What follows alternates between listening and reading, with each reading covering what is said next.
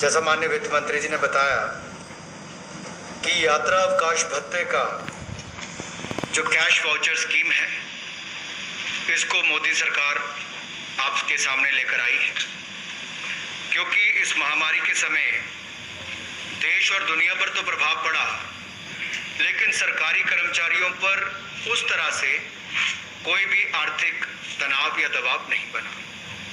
लेकिन एक तरफ से देखा जाए तो इनकी सैलरीज भी प्रोटेक्टेड थी और इनकी जो सेविंग्स है, बचत जो हुई, वो भी ज्यादा हुई सरकारी कर्मचारियों की।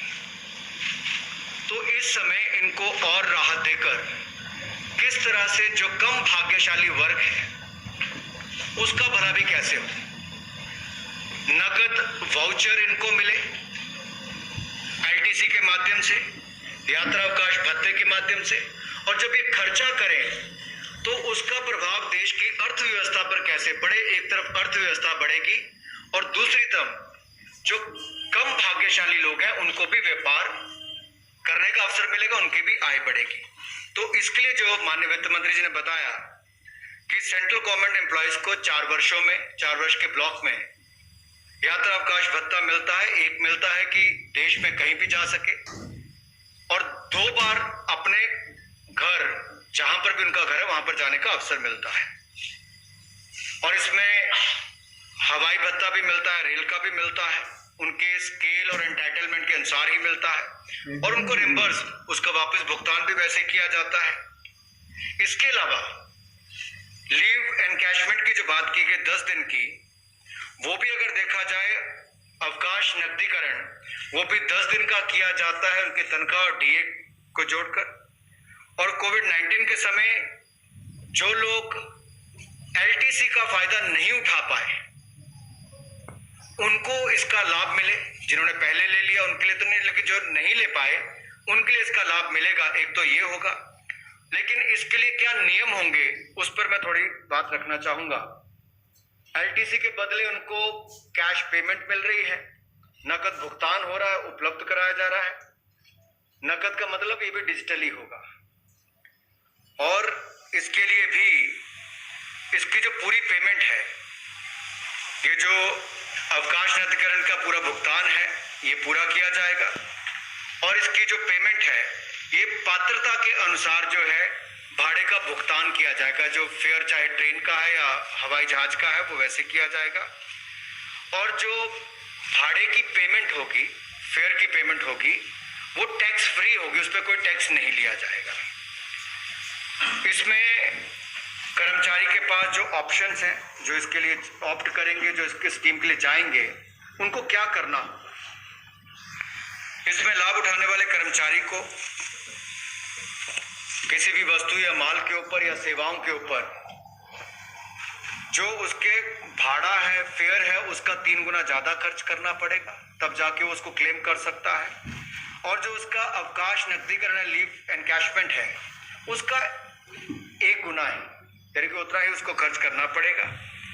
और ये उसको 31 मार्च 2021 से पहले खर्च करना है।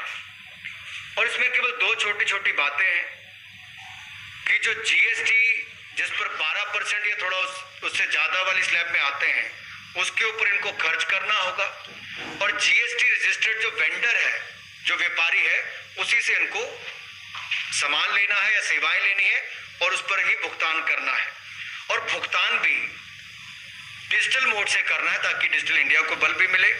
और जो इसकी जीएसटी इनवॉइस होगी, बाद में इनको प्रस्तुत भी करनी पड़ेगी जब इनको अपना क्लेम तो क्या, इसमें तो पहले से ही प्री लोडेड है, इसलिए जीएसटी इनवॉइस भी इनको देनी होगी। जिसकी माननीय वित्त मंत्री जी ने आपके सामने बात रखी, अगर सरकारी कर्मचारी केंद्र के इसका लाभ उठाते हैं तो इसका कुल मिलाकर 5,675 करोड़ रुपए का इसमें उसका इम्पैक्ट देखने को मिलता है।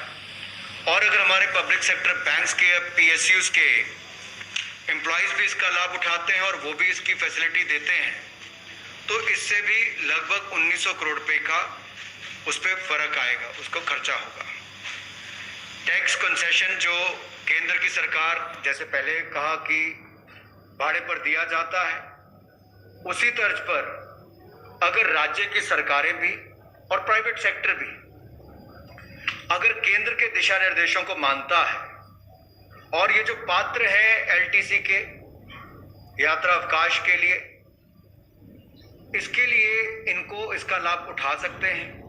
केवल केंद्र सरकार के दिशा निर्देशों को मानना होगा, इनको टैक्स कंसेशन भी मिल जाएगा और इससे अर्थव्यवस्था में कितनी मांग बढ़ेगी। इससे 19,000 करोड़ रुपया केंद्र सरकार के कर्मचारियों, पब्लिक सेक्टर बैंक्स और पीएसयूज के माध्यम से बढ़ेगी और राज्य की सरकारों के जो कर्मचारी हैं उनके माध्यम से लगभग 9,000 करोड़, तो कुल मिलाकर 28,000 करोड़ की अतिरिक्त उपभोक्ता मांग पैदा होगी, जिससे अर्थव्यवस्था को भी बल मिलेगा और जो मैंने पहले कहा, कम भाग्यशाली को ज्यादा आय और ज्यादा व्यापार के अवसर भी इससे मिलेंगे।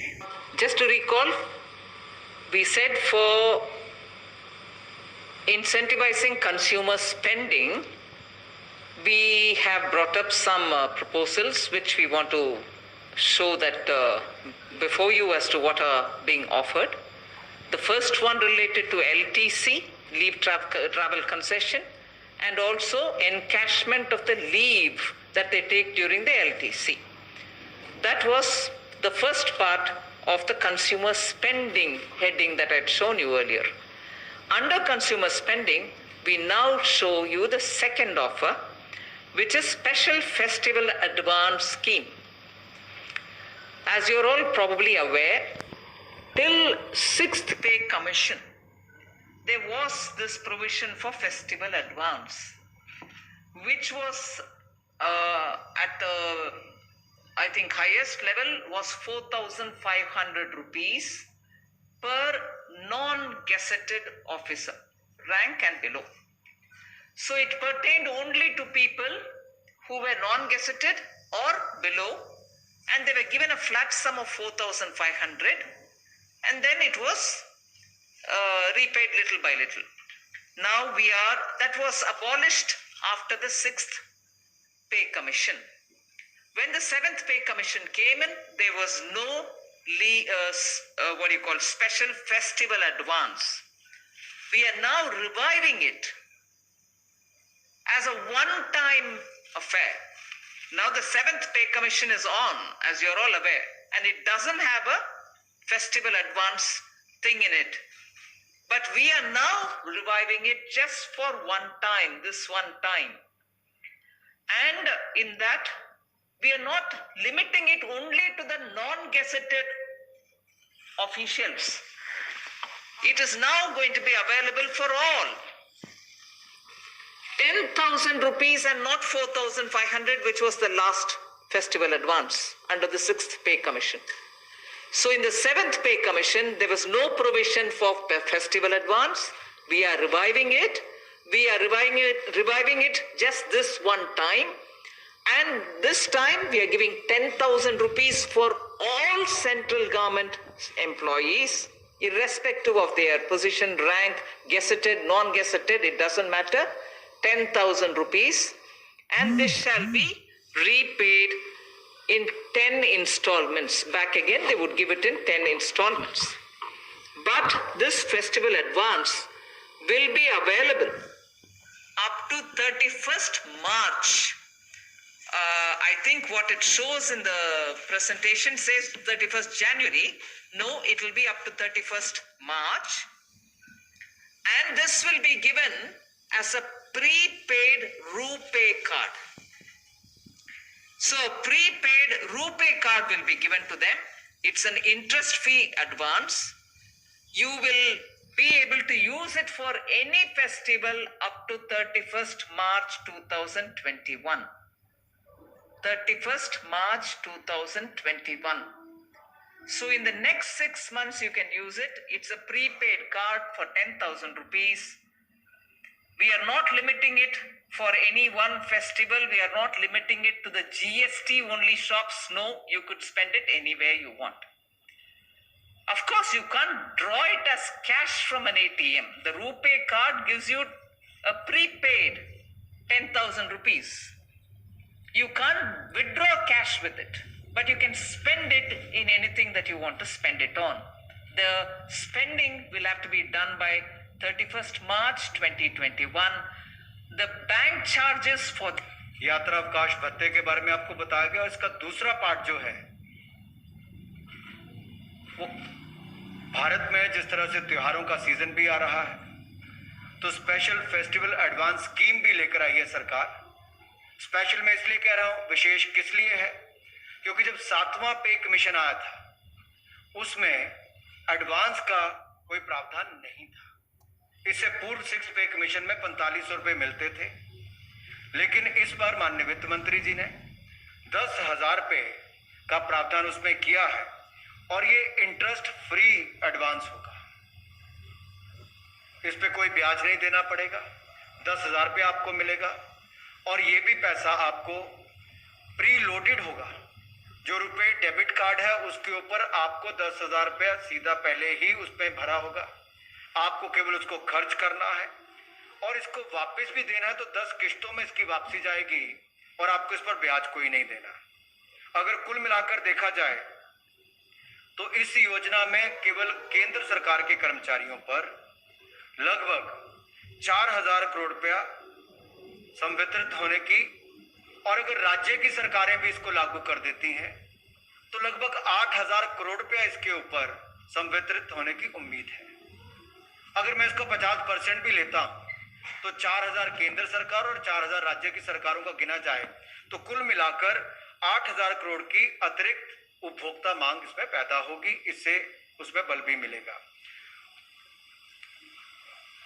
इसमें बैंक चार्जेस जो है वो भी सरकार वहन करेगी, और जैसा माननीय प्रधानमंत्री मोदी जी डिजिटल इंडिया को बल देते हैं, डिजिटल पेमेंट्स को बल देते हैं, और इसका हमने प्रभाव महामारी के समय भी देखा कि किस तरह से कोई पैसा इधर उधर गए बगैर सारा पैसा गरीबों के खाते में गया।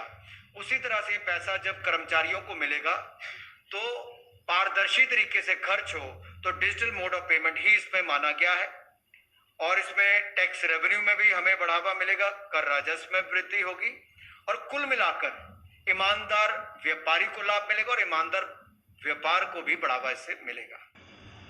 What I have not mentioned, which of course was said in Hindi, which was shown in the slide, is for the central government employees, this would be about 4,000 crores which gets disbursed in the form of a festival advance, 10,000 rupees per employee. Now, if state governments also join into this, there shall be another 8,000 crores which can come in. But even if I don't make an allowance for all the state government and all the employees and only take 50% of them, about 4,000 crores is what I expect if state governments also go into the scheme. As a result, we will be able to have additional consumer demand generated to about 8,000 crores of rupees. So this, in fact, between these two, the leave travel concession and the leave encashment, which go as one of the package, and two is this festival advance, which we are resurrecting this time under the 7th pay commission, but this pay commission did not make a provision for it, but we are now creating it as a one-time offer and making it available for all government employees, not just for the non-gazetted ones. So that is towards the consumer spending.